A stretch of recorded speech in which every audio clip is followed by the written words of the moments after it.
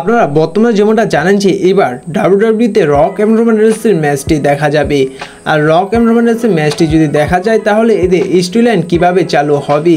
আর যদি সামনের বছর রেসলম্যানিয়া 41-এ রক এবং রোমান রেন্সের ম্যাচটি দেখা যায় তাহলে তাদের ম্যাচটি কী নিয়ে দেখা যাবে, সমস্ত বিষয়গুলো নিয়ে আলোচনা করব আজকে এই ভিডিওটিতে।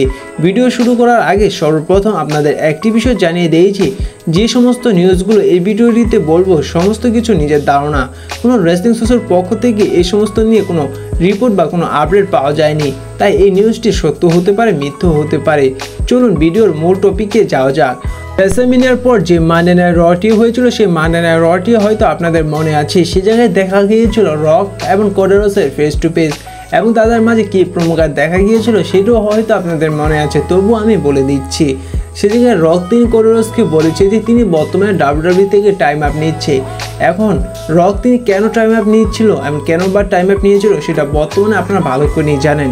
সে জায়গায় রক পরবর্তীতে বলেছে যে তিনি যখন আবার ডাব্লিউডাব্লিউতে রিটার্ন আসবে তিনি রিটার্ন এসে কোডি রোডসকে ফেস করবে। সেই সময় কোডি রোডস যদি চ্যাম্পিয়ন থাকে তাকে ফেস করবে, আর যদি চ্যাম্পিয়ন না থাকেও তিনি কোডি রোডসকে ফেস করবে। পরবর্তীতে সেটার উত্তরে কোডি রোডস বলেছে যে রক তিনি যখনই ডাব্লিউডাব্লিউতে রিটার্ন আসবে কোডি রোডস তার জন্য সবসময় প্রস্তুত থাকবে।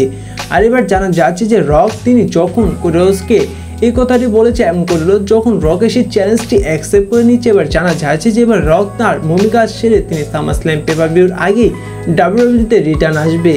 তারপরে হয়তো কোডি রোডস এবং রকের ম্যাচটি দেখা যেতে পারে সামারস্ল্যাম পেপার-ভিউতে ডাব্লিউডাব্লিউ আনডিসপিউটেড ইউনিভার্সাল চ্যাম্পিয়নশিপের জন্য, কারণ ডাব্লিউডাব্লিউ বর্তমানে কোডি রোডসকে এত তাড়াতাড়ি হারাবে না।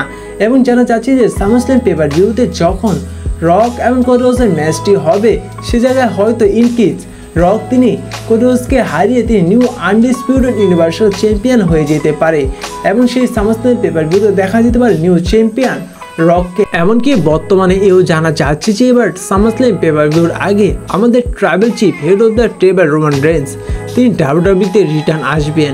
বর্তমানে আপনারা ডাব্লিউডাব্লিউতে যেমনটা দেখছেন যে ব্লাড লাইন দুই ভাগে বিভক্ত হয়ে গিয়েছে। যখন ডাব্লিউডাব্লিউতে সামারস্ল্যাম পেপার-ভিউর আগে রোমান রেন্স রিটার্ন আসবে তখন ডাব্লিউডাব্লিউতে দেখা যাবে দুইটি ব্লাড লাইন, একটি দেখা যাবে বেবি ফেস ব্লাড লাইন, আরেকটি দেখা যাবে হিল blood line. Baby face blood লাইনে থাকবেন রোমান রেন্স। এমনকি রিকিশি একটি বিষয় জানিয়ে দিয়েছে তিনি নিজেই রক তিনি রোমান রেন্সকে ধোঁকা দিবেন।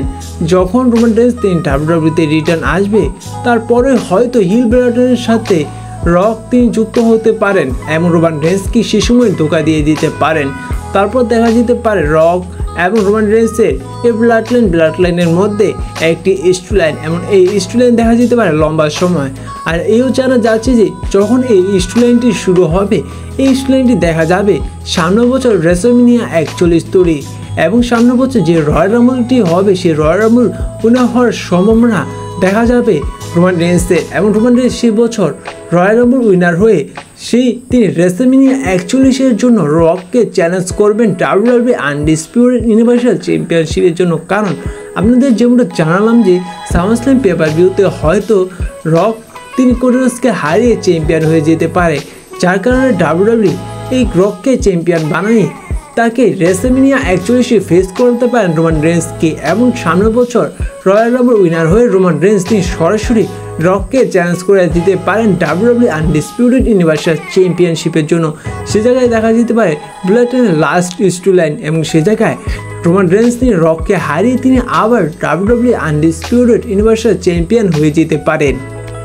এখন আপনাদের কি মনে হয় ডাব্লিউডাব্লিউ যদি রেসলম্যানিয়া 41-এর জন্য রক এবং রোমান রেন্সের ম্যাচটি নিয়ে যদি প্ল্যান করে তাহলে কি তাদের ম্যাচটির স্টোরিলাইন দেখা যেতে পারে সামারস্ল্যাম পেপার-ভিউর পর থেকে?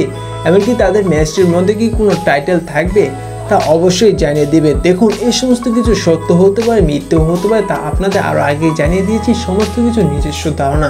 এখন আপনাদের মন্তব্য কি তা অবশ্যই জানিয়ে দিবেন।